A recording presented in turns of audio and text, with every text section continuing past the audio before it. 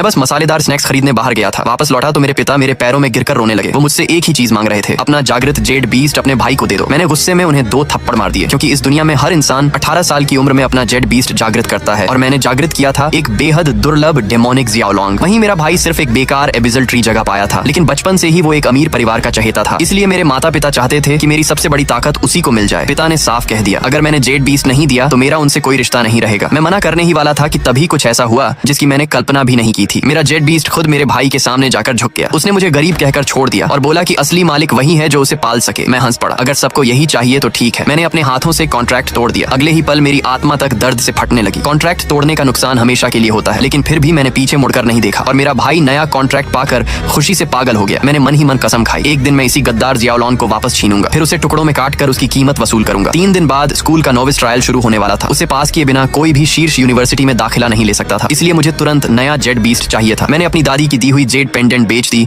और मुश्किल से 2 लाख युआन जुटाए। फिर सीधे शहर की सबसे बड़ी जेड बीस्ट मार्केट पहुंच गया, लेकिन वहां पहुंचकर मेरे होश उड़ गए। सबसे सस्ते जेड बीस्ट की कीमत ही 5 लाख युआन थी और कुछ तो 8 लाख से भी ऊपर बिक रहे थे। मेरी जेब में सिर्फ 2 लाख थे। मजबूर होकर मैंने दुकानदार से पूछा कि क्या इससे सस्ता कुछ मिल सकता है। दुकानदार ने बताया कि ऊपर तो सिर्फ दुर्लभ जेड बीस्ट मिलते हैं, लेकिन गोदाम में कुछ रिजेक्टेड और बेकार समझे जाने वाले जेड बीस्ट पड़े हैं। मेरे पास दूसरा कोई विकल्प नहीं था। मैं उसके पीछे पीछे गोदाम तक पहुंच गया। वहां अंधेरा, ठंड और जंग लगी लोहे की पिंजरियां भरी हुई थी। तभी मेरी नजर कोने में पड़े एक विशाल कछुए पर गई। उसकी जानकारी देखते ही मैं सन्न रह गया, क्योंकि उसके पास पूरे 26 अलग अलग इवोल्यूशन रूट थे और अगले ही पल मेरा सिर जोर से चकराने लगा। मैं आखिरी इवोल्यूशन रूट देखकर जम गया। लेजेंडरी आइस जुआन वू। क्या ये वही पौराणिक दैत्य था जिसके बारे में मैंने सिर्फ कहानियों में सुना था? मेरा गला सूख गया। मैंने कछुए के टूटे हुए खोल को छुआ। तभी मेरे दिमाग में पिता का तिरस्कार और भाई की मुस्कान घूम गई। बदला लेने की आग और भड़क उठी। मैंने ध्यान से उस खोल की दरार देखी। तभी मुझे उस पर किसी खास पदार्थ के निशान दिखाई दिए। अगले ही पल कछुए ने मुझे धक्का देकर पीछे गिरा दिया, लेकिन मैं नाराज नहीं हुआ, बल्कि मुस्कुरा पड़ा, क्योंकि अब मुझे समझ आ गया था कि इस कछुए के अंदर कितनी बड़ी क्षमता छिपी हुई है। अगर मेरा अनुमान सही था